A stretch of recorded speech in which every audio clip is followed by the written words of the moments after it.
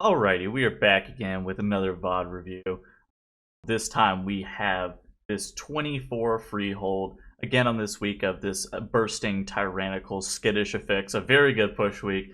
The reason for that being is bursting is generally just a healer affix, and as long as you're able to control your damage to somewhat, it should be a pretty good time for you guys. Your Resto Druid healer, most of the time Resto Druid, should have a pretty easy time in healing up bursting just because of how Resto Druid ends up healing. And then of course skittish, not normally the most difficult to fix. Of course it can be challenging sometimes, but most of the time your group will be running with the rogue.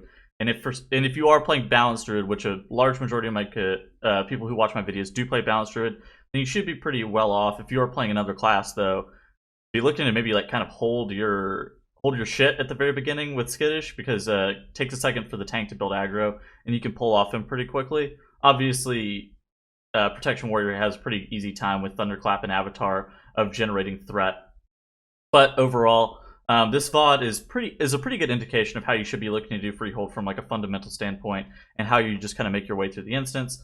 I think I end up using my cooldowns relatively well over the course of the whole entire encounter. Of course, I think I end up having a little bit of a misuse in the middle of how long I ended up holding it for a second. Maybe I ended up holding it just a little bit too long, but overall it felt like it was a pretty solid run for me personally. So of course we are doing this first pack in order to proc the RP so we can spawn Skycap'n Cragg. So this first phase of Skycap'n Cragg from 0 to 70% can actually be super scary whenever he's sitting up here mounted on this bird like you see, whenever he's pistol shotting you, because it'll end up doing about 60% of your health, so you end up having to get hotted up pretty quickly, get topped out, and if you get hit with 3 in a row, it can be pretty scary. So you see me in melee, we're all in melee here. We're trying to make sure that we're standing inside this efflorescence mushroom that you see there on the ground. The reason for that is a lot of passive healing, gives the Resto Druid some mastery stack so he can look to try to top us as quickly as possible out of it. I did end up swiftmending one of the rogues at some point too. I ended up popping my bark skin really early, just because if I did get chain hit without being hotted, it can be difficult to recover overall. So balanced druid, you can kind of look to make sure that you end up making sure that your group is well off in terms of making sure that they're high on health. You actually do see Growl there, or Resto Druid Prodigy. I don't know why I named his character Growl. Get kind of low. I was looking to swiftmend it, but we did demount Cragg there, and we are pulling Cragg over to this throne area. And you actually do see Prodigy and myself are split, and we're going to end up getting this bird to spawn here a decent amount just because of how we're split across the room. So the bird ends up spawning relative to where the ranged players are positioned. There's some kind of a formula to it. We don't know like exactly the specifics, but there is a way you can kind of game it. Prodigy and I actually do a really good job of positioning ourselves. Of course, Prodigy loses significantly less damage as a healer by baiting this Vile Bombardment on the ground, as you see right here. So he's actually going to be doing a really good job of making sure that it, one, does not get into melee, and two, that we do get it baited well. You'll see us end up swapping positions a couple of times based on where the bird ends up positioning. And so you'll see the bird like fly up into the sky. Prodigy will be looking at it. He'll drop the bombard, and then he'll move towards where the bird is going to be going right here. So you're going to see him dropping the second bombard. But we actually do see the bird crosses over, and Prodigy and I are going to be looking to swap here in just a couple of seconds. It might end up taking us a little bit because we're trying to look and see where the bird actually is going to end up landing, because you can actually just get it out of sync if you end up moving around too much. But overall, we're actually doing a really good job on Skycap'n Cragg. Obviously, Skycap'n Cragg, this is probably where the make or break for a run is here on this like 24 Tyrannical, just because of this Azerite Powder Shot from the boss. With our two rogues, they're going to be alternating feint, and then they're going to be getting a safeguard from the protection warrior. There is also another strategy where you're able to actually line of sight the Azerite Powder Shot over here. So the rogues could be just dipping out of line of sight from the Azerite Powder Shot, not be eligible to be targeted by it, and then it'll end up being shot either on myself, Prodigy, or the tank Didex here. So there's a couple of strategies that we could be using, but we are electing to use Didex has a tank or target of target focus. He has a target of target macro for his intervene, so that he can get a safeguard on the rogue as quickly as possible, because they're going to end up being alternating feint and that safeguard. So that's the way that we're ending up dealing with it. It ends up being we end up doing a really good job of making sure that everybody ends up being alive here, and then our run is going to be moderately successful just due in part to this, because like I said, this is by far the most challenging boss in this instance, just from like will it wipe your run perspective, because it can pick off your melee really easily. Us as a ranged, the Azerite powder shot only has about a 30-yard range, so we can just stand at full range the whole entire time and not really have any issues.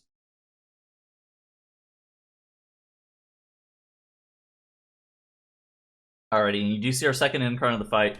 Even though the boss is a little bit low, we might not end up getting full value out of it. It's still really good to use it, because after this we're going to be looking to run like across the bridge, and we're going to have a pretty decent amount of downtime as we make our way through the rest of the instance, just with how we're going to be ending up dealing with it. So making sure that we do end up using our incarn on cooldown can actually be very, very profitable in terms of value out of that. Even though it is going to not be up for the next pack, where it's going to be like rats and stuff that we end up pulling, it's still going to end up being a good use, just because of how much downtime we have like moving in through the instance. I actually do think we end up pulling the Enforcer on that bridge on accident, so it's going to be a little bit of a time sink, but overall it shouldn't be anything that's too bad.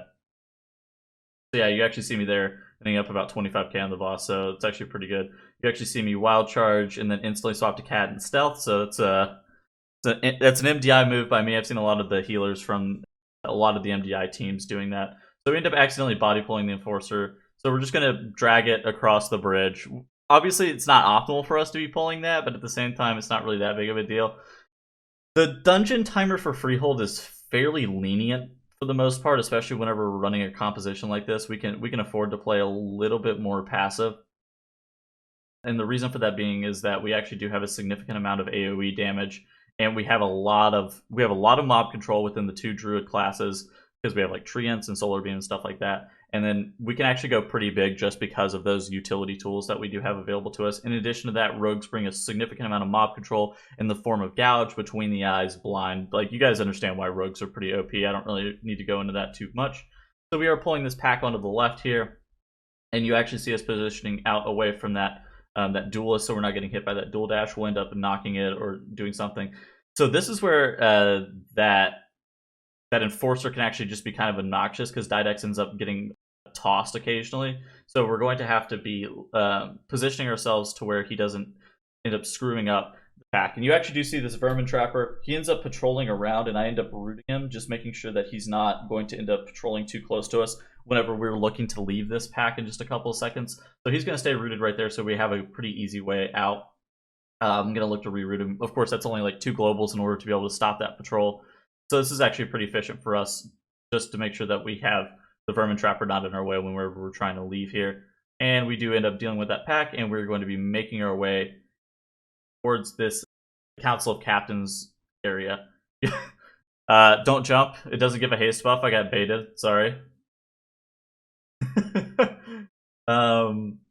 Yeah, so that's that. Our incarn's coming back up in just a couple of seconds, and like overall we didn't like maybe we could have used it on that previous pack. That might have been a decent usage, but it's not exactly it wouldn't have been the best usage. And we have this Vermin Trapper pulled here, and we're going to be looking to chain it into some more trash after these little shipmates die. So I have the Vermin Trapper, I have the Reaping that I can cleave off of passively, and then I have some of the more trash that we're pulling into this that I'm actually able to cleave off of. So this is actually a very efficient use of Incarn in terms of how you end up using it. So I'm going to end up nuking down this Vermin Trapper here, just because it makes it a lot easier for our rogues. Maybe I could have dumped the rest of my Incarn into the Buccaneer that we pulled, because that Go and Bananas cast can be kind of obnoxious. But with double rogue, we have multiple gouges. Of course, we have a lot of stuns as well with the Shockwave, the Between the Eyes. I have Bull Rush if we really need it. We have Typhoons that we can deal with the Go and Bananas cast as well if the rogues are really having a bad time. So we have a lot of ways of dealing with that. So the Buccaneer can actually be really obnoxious for your melee, but I think overall, nuking down that Vermin Trapper so that the rogues don't end up being caught, the rogues and the tank don't end up being caught in those traps is actually a really good call on my end. So we are just kind of cleaving down the rest of the Reaping, which is actually very good from us. I think overall, if you're looking to be timing higher end keys, making sure that you do get these efficient usages of the Reaping and how you end up pulling it into other packs is important. And then how you end up chaining packs together is important as well. You've seen us here doing a really decent job of chaining stuff. We actually moved that Enforcer all the way across the bridge into that next pack. Even though that Enforcer in itself was not exactly optimal of what we pulled, we were making sure that we positioned it accordingly and positioned it well enough that we ended up chaining it. And you actually do see us Here, we are chaining these Swabbies into these yellow deckhands that are off to the side as well, and we're just making sure that we, if our healer doesn't need mana, we're making sure that we're moving through the instance in an efficient manner, because there's going to be like a certain time loss just by virtue of how you end up moving through the instance.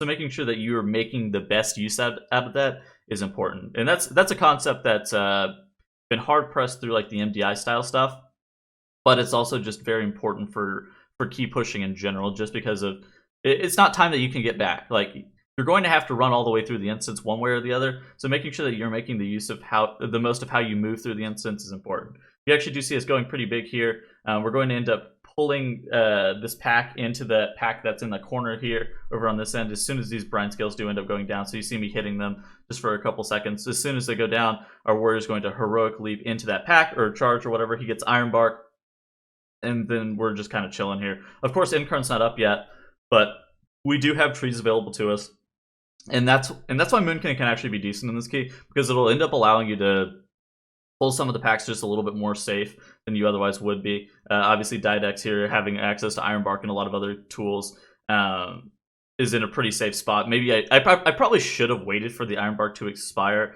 before I ended up popping those trees, and I've actually since altered my UI in order to be able to get a little bit more information out of the defensives currently active on the tank, just so I can kind of read it a little bit better as to when I should be looking to use treants, because that can actually be kind of important. Making sure that you have them available whenever he doesn't have like, if he doesn't have like Shield Wall, Last Stand, or like an external like Iron Bark or whatever else, it can actually be pretty good. So we actually do proc our 40% reaping here, and we're just going to end up looking to stabilize our health pool just for a couple seconds. You actually see me Swiftman Didex there, because right now the only important part is us stabilizing our health, and then we're going to end up looking to chain this pack in into this Harpooner pack. So the Harpooners, by far the most scary mob in this pack. So making sure that one's getting nuked down is very important. You actually do see me targeting it. I end up popping my Incarn, and I'm dumping all of my Astral Power into this one Harpooner, because once the Harpooner ends up going down, the pack ends up being way less scary, because nobody's going to get gripped into the Going Bananas cast or any of the other stuff that could be going on with this pack.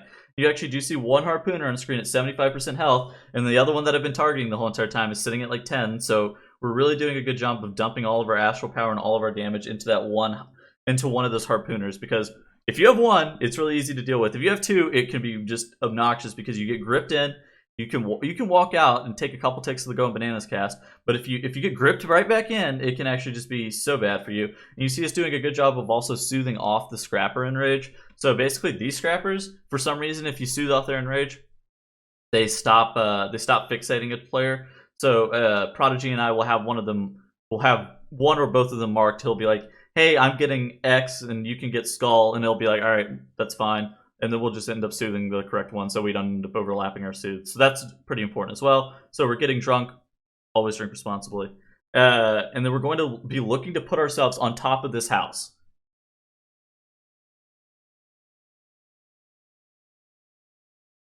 And the reason for this is because of Captain Jolly. So Captain Jolly has this like Saber Dash ability. So he has two abilities. He has like the dash, and then he has the weapons that he throws. And basically, whenever he throws the weapons, you'll end up just dodging out of the orange, and then it'll end up like moving around the arena. Okay, so he has Cutting Surge, which is this, which he'll end up like casting that white zone. He'll end up casting the white zone up here, but he'll cancel. You can see it on screen. So this is actually really good, because he's not dashing. Two, he's not doing anything to the tank, because he'll end up just casting it and then recasting it over and over again, so he's not meleeing your tank. The Whirlpool of Blades is also very important because of where it ends up traveling. The Whirlpool of Blades will end up walking itself like all the way around, and it'll end up being like right here, and then it'll despawn. That is very important, because whenever it's despawning off to the side, whenever it does in fact despawn off to the side, not only is it not obnoxious as hell for your tank to get like knocked back or anything and take unnecessary damage by getting hit by that Whirlpool of Blades, it also is just really good for your melee's position. So your melee are able to get higher uptime, because you see this Whirlpool of Blades here, it despawned like right on the screen. You actually see me hovering over it because I'm talking to them about it. And then you see us getting really good baits on the Cutting Surge, because Prodigy and myself are standing up here. So Jolly's casting Cutting Surge over and over and over again on us, effectively making the tank take tons less damage overall, and then we just end up baiting out of the blades. So we're doing a really good job here, and this is actually very good for us. So you might think that okay, so in general, I like to be up here for multiple reasons. One, I don't really like to be looking to bait out of a lot of the mechanics that are on the ground, because stopping my casts is way less valuable than getting those damage brews. And then two, it ends up saving your tank a ton of damage. It ends up saving your melee a lot of positioning. So this is by far the best option, especially if you do have this Jolly Raoul setup. Obviously, if you have Jolly in general, I would recommend being up here just because of how the Cutting Surge ends up working out. And if you are, in fact, playing Balanced Druid, you should be looking to be up here just because you do have a lot of self-sustain through the Swiftman cast and just a lot of off-healing in general. So you're actually able to eat some of the Azurite powder shots. You can also jump off this lip area whenever she's casting that powder shot on you, so you can actually dodge out of line of sight of that powder shot if you're worried about getting shot multiple times. So that's just another thing that you could be looking to do in order to be able to just get more higher levels of survivability, and then allowing your tank to take less damage just because Jolly ends up recasting that Cutting Surge over and over again and ends up throwing those weapons up top as well. So that's just some optimizations that you can do for Council of Captains. Council of Captains can actually just be kind of an annoying boss in some weeks, but on the Jolly Raoul week, most of the time it's only dangerous for your tank. Of course, if I ended up pulling Threat off my tank, it would instantly reset the boss, and that can be kind of obnoxious on Skittish. So I was telling Didex in advance, I was asking him which mob he was hitting, especially early on. Like, if I end up popping my Incarn on pull or something else, I actually do have not an insignificant amount of chance to pull Threat off the boss, just because it is 2 targets and he doesn't have 2 taunts. So I need to make sure that I'm coordinating with my tank which mob I'm ending up hitting, because if I do end up pulling Threat on this Skittish week, I will instantly reset the boss, we'll waste our cooldowns, we'll waste a bunch of time, and then we'll probably lose the run just based off that, depending on how long into the fight. Depending on how long into the fight we do end up losing that. So you see us making our way towards the Ring of Booty here. We've obviously procced the RP. We're pulling some of the trash pack into the Ring of Booty area. I end up dropping trees instantly so Didex can build some rage, just get his cooldowns kind of rolling. And now he's getting externals and making sure that he does have block up and everything else. So overall, we're doing a 6-pack right here. We're making sure that we end up staggering burst. I think we're actually just going to ramp through the 6-pack, just getting a 6 stacks of bursting, just looking at it right here. So something else that you might also notice is I actually do have this Incandescent Sliver trinket on currently. So my thoughts on Incandescent Sliver are basically you should never play around it. You should never play around it if it's going to end up like trolling your group, right? Of course, Incandescent Sliver is a very good trinket, which is why I wear it, but it's good because it passively has good uptime overall. I wouldn't wear it if I thought it was going to be at a detriment to my group, or if I would never really be looking to play around it inside of like a Mythic Plus dungeon because it can be so scary for your group. So you end up seeing me popping my Incarn here, even though there's not going to be like a super great usage of Incarn here, because the pack might end up dying just a couple seconds before the Incarn ends up being utilized to its fullest. You actually do see me getting harpooned in. I instantly wild charge out of it. That's actually a trick that you saw a lot from a lot of the Legion dungeons, is canceling a lot of the casts from some of the stuff using wild charge. So that's where I learned that from. I don't remember what it was. It was like, I think it was like Odin or something would grip you in and I'd just like instantly charge it or something. So there's like a lot of stuff in Legion that would just like have this soft grip on you that you could just like instantly cancel it with charge. There's a lot of movement stuff that you can wild charge out of that'll instantly cancel the cast. So you actually do see us grabbing lightning here, trying to get the pig. We do have that harpooner left at really low health, which is not that big of a deal. We don't really have to have it like dead instantly since it's only 1 mob and it's not super dangerous. So it might have not been the best usage of Incarn overall from like a damage perspective, right? Or from like an efficiencies perspective, but I think overall it was a really good use of Incarn for what the pack was. So it was a large amount of reaping, and then it was a large amount of harpooners, so making sure that those harpooners were getting hit and taking a decent amount of damage was important. And then making sure that you were kind of cleaving the reaping away, getting the... unfortunately, I didn't have trees available. I think I would have preferred to have trees available for that pack as opposed to the 6 that we were doing earlier. If I would have known in advance, I might have talked to Didex about holding it potentially. That's more of a him decision than a me decision. That's more of like consulting your tank as to when to use trees is in my opinion the best option, just because they know what they want to use cooldown wise for each individual pack. So they definitely know a little bit better than I do. I always talk to the tank about it, but if you don't have the opportunity to talk to the tank, you can kind of just use trees on cooldown, because trees on cooldown is normally going to be okay, but it'll be fine either way. Alright. And you see us making the best usage of the RP of the Ring of Booty event by pulling that 6-pack there that we're going to end up needing for some more count. We're getting this deckhand down. We are proccing our 80% reaping, which is very important. I end up casting a wild growth just to make sure that we can kind of stabilize our health and somewhat. And my end card is going to end up coming up in 30 seconds, but I'm going to elect to not use it on Ludwig, because Trothak can actually just be kind of scary. More so than Ludwig, especially since Ludwig's health is probably going to be about at 50% whenever my end card comes up, so it's not exactly going to be the best value. You see the reaping here, getting trees off of Didex. Another very good usage of reaping, treants, just because of how much damage it actually absorbs off the tank. It allows the resto Druid Growl a really good opportunity to DPS. He can spam swipe, he can get up his dots and not really worry about dispelling the tank or healing the tank or something like that. And you actually do see my end current coming up about 50% on Ludwig. Like I said, I'm going to end up holding it for Trothak. I don't know if that's necessarily the best move from like a overall damage perspective, but that's definitely going to be the best move for us, because Trothak is going to be about a 4-ish minute fight probably. So having 2 incarns on Trothak is more important than having probably 1 extra incarn over the course of the whole entire instance. So you're going to see us killing Ludwig, and then we're going to be looking to pull some trash here in just a couple seconds. So I'm going to kind of skip forward because we don't need to see that much more of Ludwig. Okay, so you see us down Ludwig. We accidentally pull a Crusher. Not exactly the most optimal mob. So Crushers actually kind of suck just because of how much health they have. Of course, you can chain a lot of trash into them, so it's normally okay, but a lot of the issues with the Crusher is the fact that melee have decreased downtime just because of that ground shatter ability right there. Of course, rogues have long arms because of acrobatic strikes, so they can kind of reach the Crusher even through that ground slam. But this mob, not only does he pipe your tank pretty hard, he's just really obnoxious. So we accidentally pulled him. That was definitely not intentional. Oh, thank you, Tiggs, for the sub. Thank you, Tiggs, for the sub during the stream, I guess. I appreciate it. So you actually do see us chaining that Crusher into that extra pack, so we're just getting a little bit more count. It's important to note that the last, the double Ravager pack that's on that middle, on that bridge area and on that right-hand side there, gives 10%, so we're going to be looking to be about 90%-ish going into that last area, just in order to be able to proc our final reaping after we end up dealing with Harlan Sweete, or maybe proccing it a little bit before, something like that, depending on when we end up wanting to do it. Because there are some comps that might actually end up wanting to proc their reaping and pull it even into Harlan with that 100% reaping.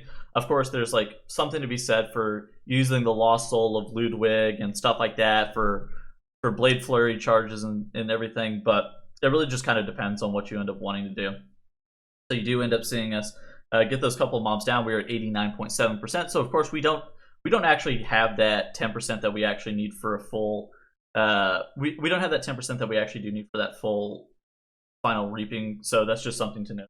So we end up pulling Trothak, popping our Bloodlust. I end up using Incarn, popping all my cooldowns and everything. And then so overall Trothak is actually a pretty. It can be a kind of an obnoxious encounter from a range perspective, just because of how the sharks end up getting thrown on you. So what I normally do is I'll position myself around these pools of blood most of the time, just so that if the shark does get thrown on me, I can quickly jump it into a pool of blood, and then Prodigy can come pick it up off me. Prodigy is actually just God's gift to this earth, and you'll actually end up seeing him like running around doing the Lord's work here, picking up all the sharks off not only the melee but myself, so that I'm able to just bomb DPS from afar.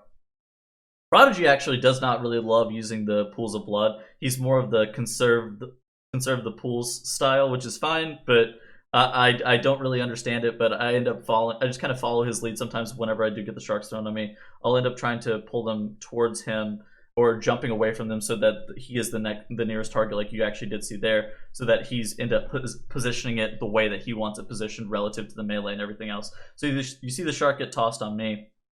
I'm going to pull it through a pool of blood, and the reason for that is I want to be able to just run out of way of it so that Prodigy can grab the shark. And again, it's like what I was saying about the incandescent sliver a little bit earlier. So I could be really obnoxious, be like, oh, Prodigy, don't stand near me. you're making me lose my sliver stacks, but that's like almost unreasonable to some degree, because what would you almost prefer? Would you prefer him to make sure that you have 100% uptime on sliver stacks, or would you prefer him to get the sharks off you? I personally want him to get the fucking sharks off me. Thank you, God, for Prodigy getting the sharks off me. So that's one thing. And then like the silver stacks, if I lose them and I don't have my 10 stack, all right, it's kind of whatever, right? Kind of sucks. But I can't really expect the group to play around me. The trinket is good because the trinket is good, not because people should be looking to play around the trinket, if that makes any sense. Alrighty. So we do have Trothak down to 45%. I'm going to kind of skip ahead 30 seconds because there's nothing really to say. The fight can actually be kind of scary some parts, especially if your melee are paying attention to when where the boss is going to dash to whenever you have that sawtooth shark out on the map. Just making sure that you end up positioning yourselves well around the boss as a melee DPS can be important. As a range, though, not really a ton for you to be looking to do. Just making sure that you position the sharks and get them out of melee can be really good. Sometimes you'll see me kind of grab them off some of the melee if it sits in melee for too long or it gets too close to them or something. But I do let Prodigy end up dealing with that a lot of the time. You actually see me swift bend occasionally if I'm worried that our healer or melee are getting it too low. Somewhat, just because of how, just because if they do end up taking multiple takes of the shark, it can just be kind of scary just from a health perspective, and then in addition to that, they can end up accidentally taking a couple hits of that Sharknado. Of course, the rogues again with the long arms can actually stand out of way of that Sharknado, like you see on screen right here, so they don't end up actually having to take any damage. The only melee DPS that can actually do that. Actually, I don't know about that. I think Feral might be able to with balance affinity, but I'm not 100% sure. But yeah, like I said, long arms, so they're able to not do that. So Trothak, of course, getting my second incarn all the way fully into him, and we're going to end up finishing off this fight at about 26 to 27k DPS range. So Balanced Druid's actually pretty good on some of these single target fights. Obviously, Prodigy does the Lord's work in helping me not have to move too terribly much, because if I had to run around with the sharks a lot, it would actually impact my DPS a significant amount. But Prodigy ends up running in melee occasionally. He'll refresh Rip and Rake, so just in order to be able to have some extra dots up on the targets, and then he'll make sure that he has Sunfire and Moonfire available applied as often as possible for him. So we are making our way down to the bridge. Of course, we are at 89.7%, like I was stating earlier. So these 6 mobs over here will not end up proccing our last Reaping of the Instance. So we're going to end up doing those now, and then we'll pull the last Ravager after Harlan Sweete. We could have potentially pulled the middle pack into Harlan Sweete with the Cannonball Barrage, but that's just a little bit of ambitious, especially for like a key push. So you see we get our first Painful Motivation pack. I end up rooting that Ravager off to that right hand side just because they do want that, and you actually need to make sure that you get the tag on all the mobs. So you see me Sunfiring it. We have that Officer coming through. We get the Reaping. I end up like wild growthing off the Reaping and swift bending and stuff like that. Not Reaping, bursting. Holy moly! So I end up wild growthing and swift bending off the bursting a pretty large amount of the time, just because after the pack dies, there's nothing for me to really do except for making sure that the group is topped up. So we actually do engage Harlan Sweete. I let Prodigy have the honor of rooting the ad, and I don't really want to stand out in ranged.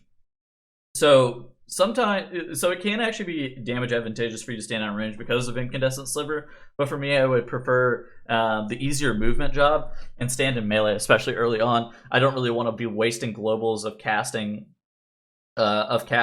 into the bombers, making sure that they do get rooted quickly enough. Obviously, if Prodigy needs help, I'm always going to be around to help him with roots or typhoons or whatever else. Like there's sometimes you're going to see me typhoon just for him, just making sure that the mob does get positioned a little bit better, because it can get kind of close, especially whenever we do face Harlan.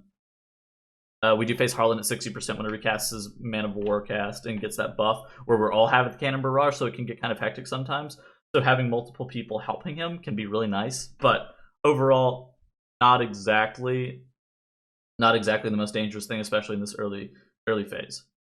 You actually see Prodigy in melee DPSing down the boss, so he's actually just doing a really good job. We end up getting our Incarn proc, so we're just going to stand here for a second while the boss is actually pretty far away.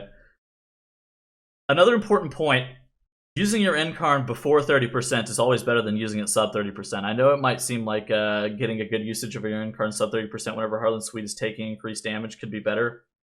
Wrong. Pushing him sub 30% will make sure that you kill Harlan quicker, as opposed to trying to get him and pump him whenever he does get below 30%. And the reason for that being is just how much how much effective damage it ends up being. All right, and you actually do see me root that Grenader there just because Prodigy was having a tough time. It ends up getting kind of close, and he doesn't end up either having Vortex available to him, or he doesn't end up using it, one or the other. I don't think he actually ended up having it, just kind of looking at his cooldowns on the frame right here. I think that one's Ursula's Vortex. So I don't think he ended up having it available to him. You saw him Typhoon it away, and then I was spamming root on it, probably at the same time that he was spamming root on it, just because we don't really want to get hit by that, because I think it might wipe us if multiple of us end up getting hit by it and go down. So it's very important that we don't end up getting even nicked by it at all. But we actually do a pretty good job of making sure that Grenader doesn't end up being in a bad position. You actually see us face Harlan for the first time. We all have Cannon Barrage. I actually kind of trolled there with that Wild Charge. I didn't realize I was going to go that far, but that was not exactly what I meant to do. Fortunately enough, my group doesn't get trolled by that bait, but yeah, that was not optimal on my end. I'll say it. That was a bit further than I meant to go. You actually see that Grenader coming in a little bit close. Prodigy actually ends up accidentally messing up his grip, or not his grip, his knock, and then he vortexes it after I knock. So we end up making sure that Grenader's far enough away. He ends up blowing up on his own just by passive of timing out. You see me actually wild charge the Saber, and I end up walking back into the fire. So I panic and health potion and Swiftman myself instantly to make sure I don't end up going down, because the Swiftman Sabers are actually just really obnoxious, and you can get hit by multiple of them if you're standing too close to the boss whenever he casts it for the first time. I just canceled a bunch of casts there. That actually kind of sucked. And then I think I got baited by my group, and I got hit by one of the cannonball barrages because somebody moved a little bit early. But it's not really that big of a deal. You see my end card coming up in 4 seconds again. Like I said, there's no real use of holding it sub 30%, so I'm going to be using it as soon as I plant and it comes up. But yeah, so basically making sure, like for like a speed kill and killing the boss as quickly as possible, it's going to be advantageous for you to pop your cooldowns above 30%, and you're going to end up having that increased damage dealt sub 30%. I know it might seem to some degree like you should be popping them sub 30%, and it might end up being a little bit better for your DPS, but it's not worth it. I promise you it's way faster if you're popping your cooldowns either on cooldown or above 30% before he ends up having that damage buff, just because of how the damage taken ends up. So yeah, so we get him into this damage taken phase, and he just kind of pops. His health just, like, I think it's like 100% increased damage taken or something ridiculous. So he ends up just getting cranked. We end up getting our pulsar here. So again, like, it's just like a lot of damage that we end up having available to us. So I end up just like, even though I don't end up having an Incarn, that pulsar is like a ton of damage that we end up just popping into the boss. So that's like really nice. The Grenader, of course, coming in. I Typhoon it. We have a Vortex on it. It ends up getting rooted, but I think it ended up getting cleaved by Twin Moon's Moonfire. So that root would have ended up eventually breaking, but the Grenader ends up blowing himself up prior to that. We only need 0.4%, so as soon as Harlan Sweete dies, you're going to see us run into this Ravager pack off to the side over here, and doing that. You actually see our Bloodlust still rolling right now, our drums. So we wasted like 10 seconds of that, but it's because we're going too quickly, which is a good thing. We obviously don't need like Bloodlust for Harlan Sweete. You actually see us pulling this whole entire pack. One of our rogues drops so low, and I end up treesing the mobs just so that Didex can troll and jump into that other trash pack right before the instance ends. We get kind of low from the 3 stack of bursting, and that is it though. We are about 2.5 minutes under the timer. No, 1.5 minute under the timer. So this is actually a really clean run. We of course have 0 deaths. Very powerful gamer.